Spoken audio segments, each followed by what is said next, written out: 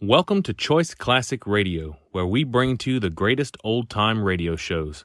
Like us on Facebook, subscribe to us on YouTube, and thank you for donating at choiceclassicradio.com.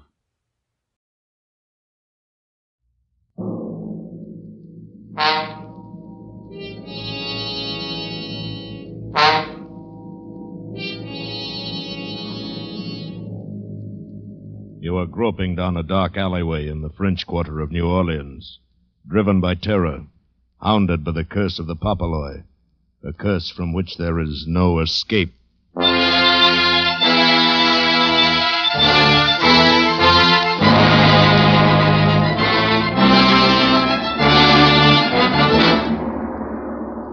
Escape, produced and directed by William N. Robeson, and carefully contrived to free you from the four walls of today for a half hour of high adventure.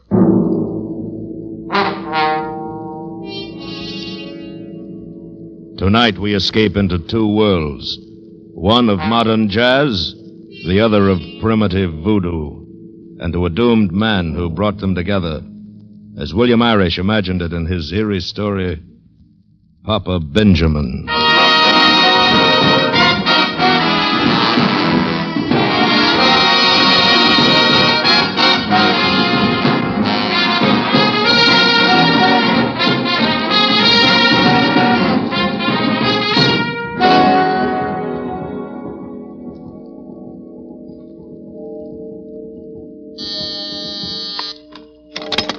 Orleans Police Department, 4th Precinct, Sergeant Tolliver speaking. Yeah? Well, pick him up on a drunk 723. Right. Yes, sir. What can I do for you? Are you in charge here? Yeah. Hey, aren't you Eddie Block, the band leader? That's right. Hey, Joe, look who's here, Eddie Block. Well, never thought we'd get a visit from a big celebrity like you, Mr. Block. And at 4 o'clock in the morning. I suppose, though, this is just the shank of the evening for a big shot orchestra leader. Well, what can we do for you, Mr. Block? I just killed a man. You're kidding.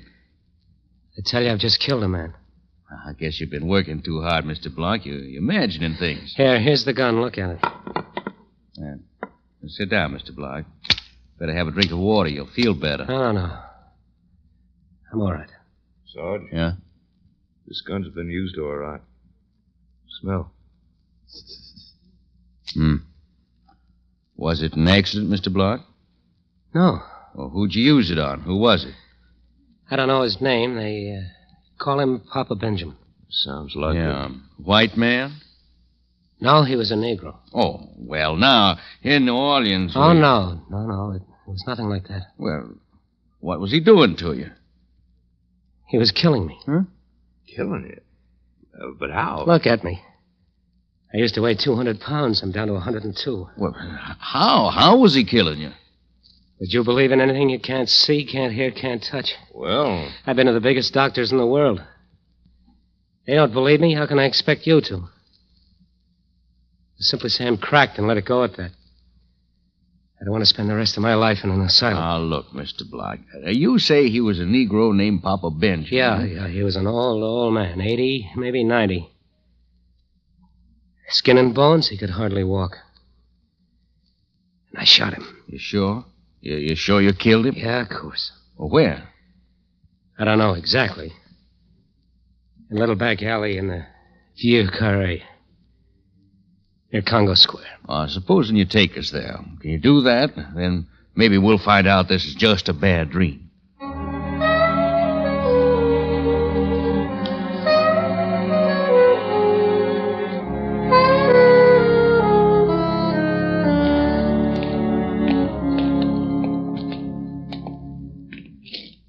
This is the alley.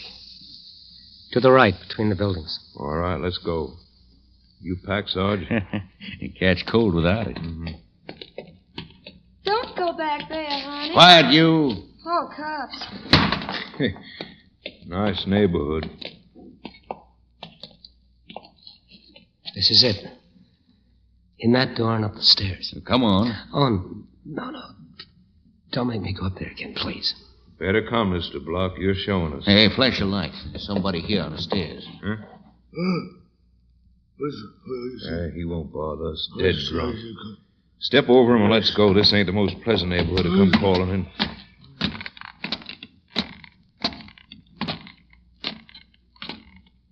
Is this it? Yeah. In that door. Oh, come on.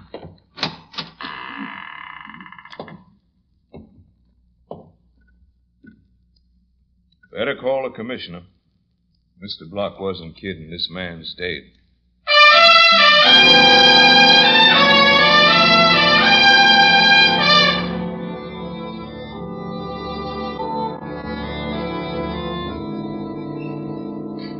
But why? Why?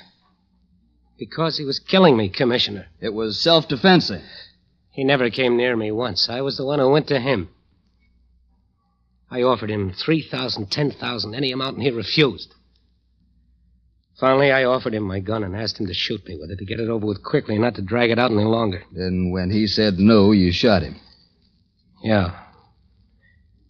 So you can lock me up now. Mr. Block, do you think we want to hang a murder rap on you, one of the most popular celebrities in the United States? Use your head. Now, I'm trying to find an out for you.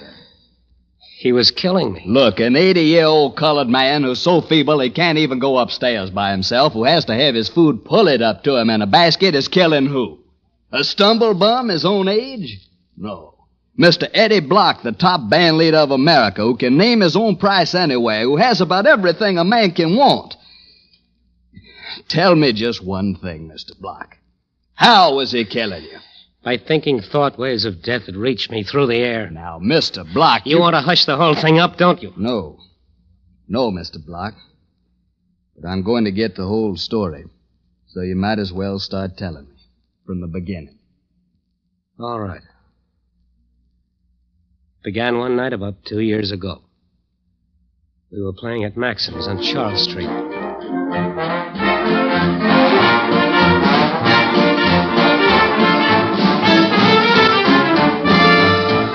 We were just another band. Small Dixieland outfit then. Eddie Block and his Chips. Judy Jarvis, my wife, did the vocals. But we weren't setting the world on fire. Business was so bad I knew what to expect when I got a call from the manager one night after closing time. Come in. Oh, hi, Eddie. I thought we'd better have a little talk. It's that bad, huh? We took in $4,500 this week. Yeah, I see. And you can cancel my contract anytime it falls under $5,000. I get it.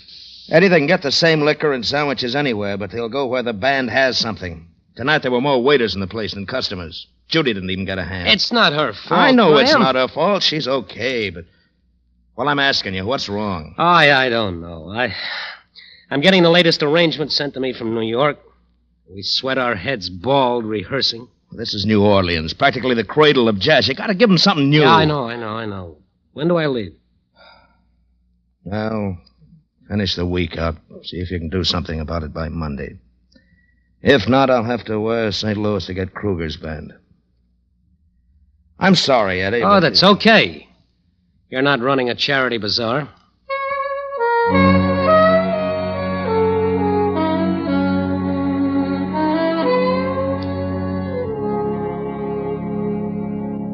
But I didn't feel so cocky about it. It looked like we were on the skids. The band just didn't seem to have it.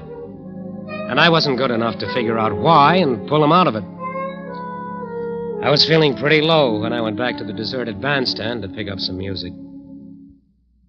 The place was dark and empty, except for a couple of scrub women cleaning up. A dark nightclub can be an eerie place sometimes. I got that feeling just before I saw it. Saw it lying on the floor between the stands. It was a severed chicken claw with a red ribbon tied around it. I almost laughed. How did that thing get there? Then I picked it up and tossed it out of the floor where the scrub women were cleaning up. I certainly wasn't expecting the reaction I got. They took one look, turned, and ran out.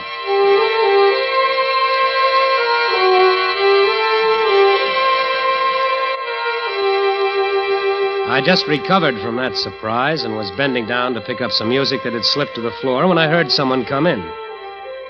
I guess I was pretty well hidden from view. Anyway, he didn't see me. It was Johnny Stats, my drummer, and he was acting funny, looking intently at the floor, searching for something. Suddenly, he spotted this chicken claw on the floor and grabbed it up with a terrific sigh of relief, stuffed it into his pocket, and walked out.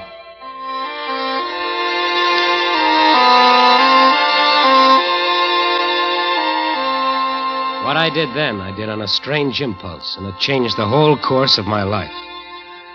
I followed Johnny Stats. I suppose I just meant to catch up with him and have a cup of coffee with him somewhere and ask about the chicken claw. But as I followed him farther and farther down into the Vieux Carré, down to Congo Square, it was a growing curiosity that kept me on his trail. When he turned into that dark alleyway, I stopped and debated. I felt like an eavesdropper, and yet something drew me on. And I walked up that dark alley. I passed that one lighted window. Don't go no further, honey. But I went on. Through a sort of tunnel into another alleyway, and then I stopped. Ahead of me, Johnny Stats stood before a dark, dismal-looking old wreck of a building. Suddenly, he whistled, quietly. A gigantic man appeared out of the shadows. Johnny handed him the chicken claw and was motioned into the building. And then I heard sounds coming from the upstairs of that building. A throbbing drum, a wailing, an unearthly sound, and yet wonderful. An exotic, fascinating rhythm. This was music. Something new, something sensational, something that would set New Orleans on its ear and put Eddie Block in the big time. I had to get in there and hear it. I was mighty busy for the next 5 minutes. I ran back down the alley, overturning 5 or 6 garbage cans before I found what I needed. Then back to that lighted window in the alley, and a 5-spot in exchange for a red ribbon. Then I was back at the dark building, walking up to that menacing shadow.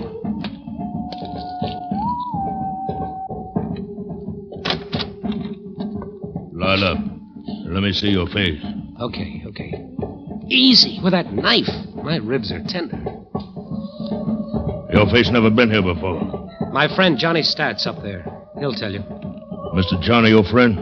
He asked you to come? This chicken claw told me to come. Papa Benjamin sent you that? Certainly. You'll make me late. Papa Benjamin won't like that. All right, go along in. First thing you know, all New Orleans going to be caught around.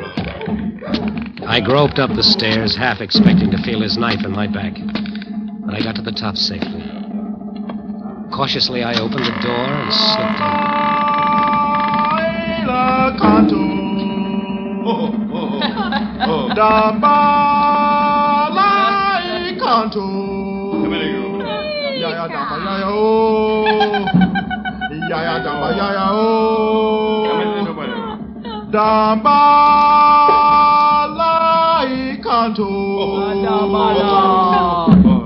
The room was full of people. They were in such a state of frenzy, I wasn't even noticed. I slipped into a corner and slid down by the wall, sitting on the floor. That was a sight I'll never forget. Wild, fantastic, hideous, revolting, fascinating. In the center of the room was an incredibly old man, naked to the waist, wearing a hideous mask, and holding a live chicken. There were wild gestures, weird incantations, frantic dancing, shouting, rolling of eyes. There was blood. And always there was the chant. Nobody noticed me. After a moment, I took a piece of copy paper out of my pocket and began putting down the notes. It was wonderful, fantastic and wonderful. In 10 minutes, I had it, and I'd seen enough for a lifetime of nightmares. I began to feel sick. I wanted to get out. I started to stand up. Suddenly, the room went dead. A stranger is here. His bony arm stretched out straight from the shoulder, pointing at me like an arrow. And there was blood on it. What you do here? Papa, I know this man. Let me find out. No one moved. There was no sound in the room as Johnny Stats came over and squatted beside me. You're in terrible trouble, Eddie. I don't know if I can get you out of it. What is this, Stats? What are you doing here? There's no time to talk now. You've got to do something quick or you'll be a dead man. Why? I'm in the very heart of New Orleans. They wouldn't dare. Listen, you've seen enough tonight. You know better. Eddie, there's only one way. What? Join. Become one of us. Oh, It's no. the only way, Eddie. I can't save you. You'd better hurry up, because unless you do, you'll never get out of here alive. You know what this is, don't you? This is voodoo. Okay, sure, I'll join up. Why not? Wait a minute, Eddie. There's a lot more to it than you think. Unless you're serious, it'd be better to get cut to pieces right now. All right, don't worry. I'm serious. All right. Hopaloi. His spirit wishes to join our spirits. The old man burned some feathers while the others watched silently. Then he nodded. It came out all right. He reads them. The spirits are willing. There were other things, rituals, ceremonies, another sacrifice. Then as the chanting started again, they brought me the sacrificial bowl. I didn't have to be told what was in it. I started to draw back. Drink, Eddie, drink, or they'll kill you on the spot. Late next morning, the band assembled at Maxim's for a rehearsal. When Johnny Stats got there, he found another drummer sitting in his place. Naturally, he came to me. What's all this about, Eddie? I don't want any voodoo lover in my band, that's all, Stats. Here's a check for 2 weeks' salary. So you're crossing them, are you? Boy, I wouldn't want to be in your shoes for all the gold in Fort Knox. If you mean that bad dream last night, I haven't told anybody and I won't. I'd be laughed at. I'm only remembering what I can use of it. The jungle is just trees to me, the Congo a river, and the nighttime is just a time for electric lights. Hey, but this new number you're going to rehearse this morning. I said I'd remember what I can use. Listen, Eddie, that chant is sacred. It's secret. It was secret. Eddie, don't do it. Look, here's a couple of C notes. Hand them these. That ought to pay up my dues from now to doomsday. And I don't want a receipt. And if they try putting poison in my orange juice, they'll end up in a chain gang. It's not that easy, Eddie. You're one of us now. Oh, get out. Okay. Goodbye, dead man. Graham, the manager of the club, changed his mind about canceling our contract when he heard us rehearse the chant. Instead, he spent 5 G's in publicity. And Saturday night was set for the big unveiling. It seemed like all New Orleans tried to jam into Maxim's, came to hear the voodoo chant, the real thing. Just before we were ready to hit it, Judy came up to me. Eddie, listen. Let's not do it. Oh, what do you mean, baby, not do it? This is it. This is our ticket to the big time. It'll be a sensation. Yeah, I know, but I got a funny feeling. And look, I found this under your dressing room door just now. It sounds like a warning. Somebody doesn't want you to play that number. Let me see. You can summon the spirits, but can you dismiss them again? Think well. Forget it, baby. Stats is trying to scare me because I fired him. Ladies and gentlemen. Oh, come on, honey, let's go. They're waiting. Maxim takes great pleasure in bringing you a historic moment in musical history. You're about to hear for the first time anywhere the voodoo chant, the age-old ceremonial rhythm no one but the initiated has ever heard before. This is the real thing, an accurate transcription, not a note's been changed. So, ladies and gentlemen, Eddie Block and his Chips present for the first time anywhere the voodoo chant.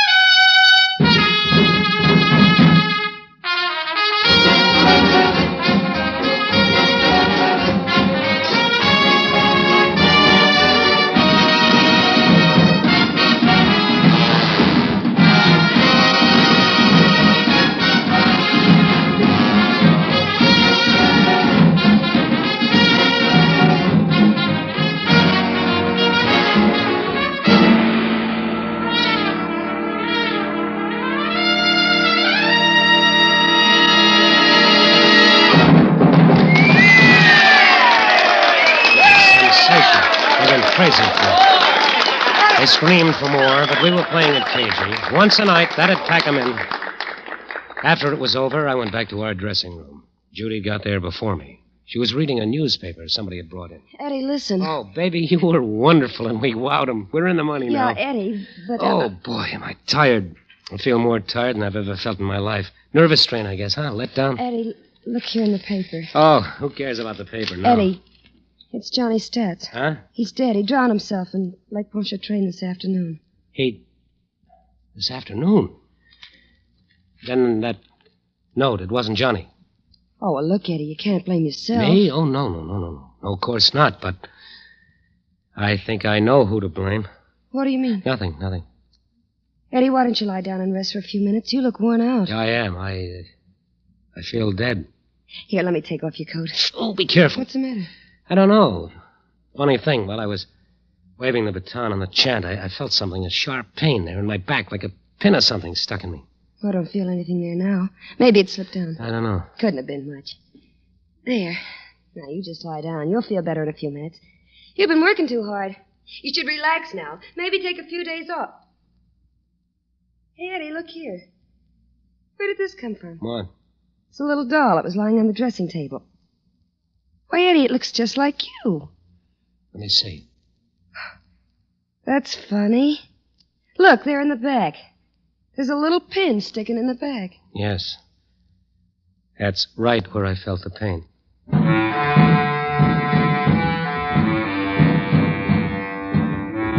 That started it. The next day, I had a backache. Later, there was a numbness that spread to my shoulders, arms, legs. I felt tired all the time, listless, dead. I began to lose weight. I couldn't get Johnny Stats out of my mind. He'd introduced me to them, vouched for me, and he'd committed suicide. He knew. He hadn't waited. I decided to get out of New Orleans. I went to New York, playing the chant, of course. I had to. It was my biggest asset now.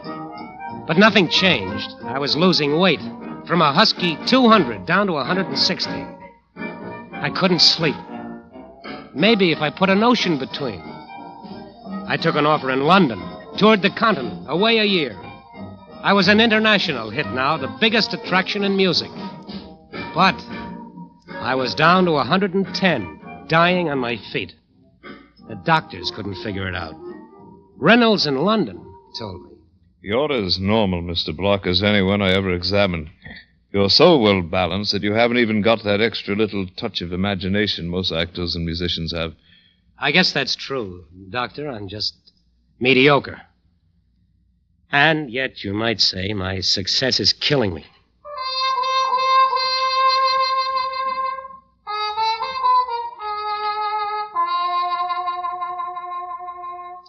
And so, after 2 years, I finally realized it was no use. I came back. Back to New Orleans.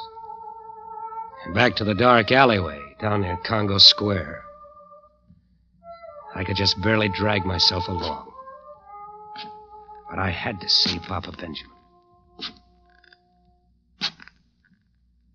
I slowly climbed the stairs, up to that loathsome door.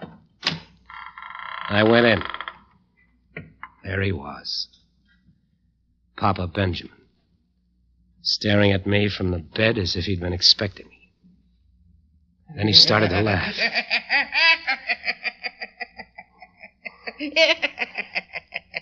Take that curse off me. Give me my life. I'll do anything you say. What been done cannot be undone. You think spirits of earth, air, fire, water know what forgiveness means? Intercede for me, then. You brought it about. Here's money. I'll give you twice as much. All I earn. All I ever hope to earn. You have fouled the Obaya. Death has been on you from that night. All over the world, in the air above, you have mocked spirit with the chant that summons him. Then please, here's a gun. Kill me now and be done with it. I can't stand anymore. All you have to do is shoot. I'll write a note, sign it, that I did it myself. Death will come, but different. Slow. Oh, slow. Oh, no. I can't stand it. I won't. Maybe if I kill you. Maybe then the spell will be broken. No. Yeah, that's no, it. I'll kill you. No.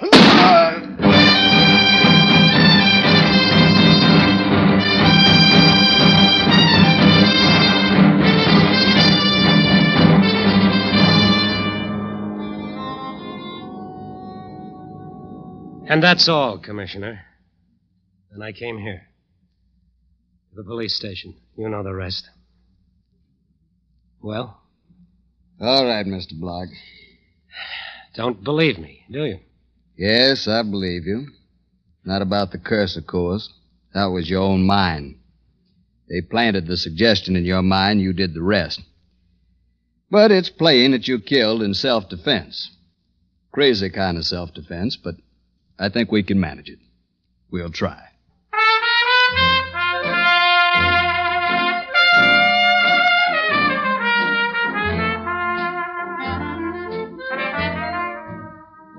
The commissioner managed it all right. How is almost a story in itself. How a detective with a moulage false face posed as Papa Benjamin and called the Voodoo clan together and into a trap. How they collected the evidence that proved my story. And how they sent most of that Voodoo bunch to jail. My name wasn't even connected with the case. So now I'm free. I'm living again. I've gained weight. The tiredness and the numbness is gone. I took a nice vacation. I went to Bermuda, relaxed, and had fun. Now I'm back in New Orleans at Maxim's, and the whole thing is forgotten. We're opening tonight, and the place is packed. Everybody's come to hear the chant. Eddie Block and the chant. We're on our way now. Nothing can stop us. And now, ladies and gentlemen, we welcome back on his triumphal return Eddie Block and his Chips, playing for you the one and only Voodoo Chant.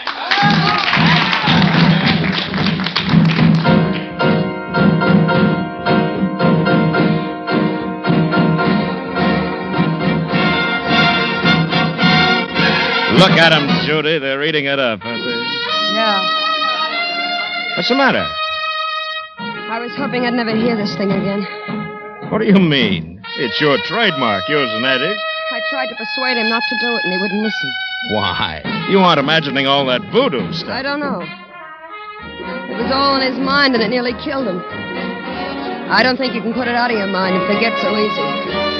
When Eddie plays it again... Oh, nonsense. Hey, wait a minute. Look at Eddie. There's something wrong. What? Oh, he's staggering. Eddie! Eddie! Eddie! Eddie! Judy, now wait. Here, let me pick him up. He's probably just fainted from the excitement. No, leave him alone. He's dead. I guess Papa Benjamin won after all.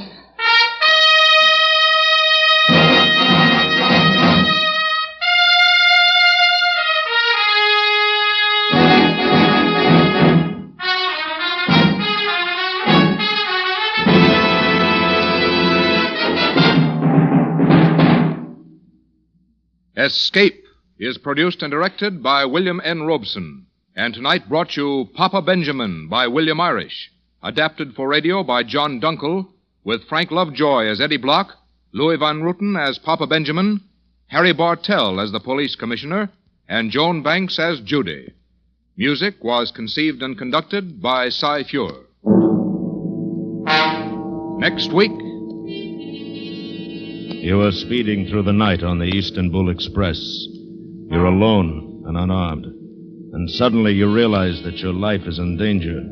That somewhere on the train are deadly killers from whom you must escape.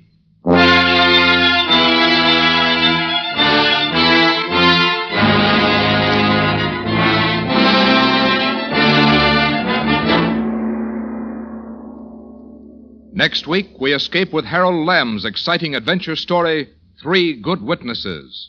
Good night, then, until this same time next week, when again we offer you Escape. This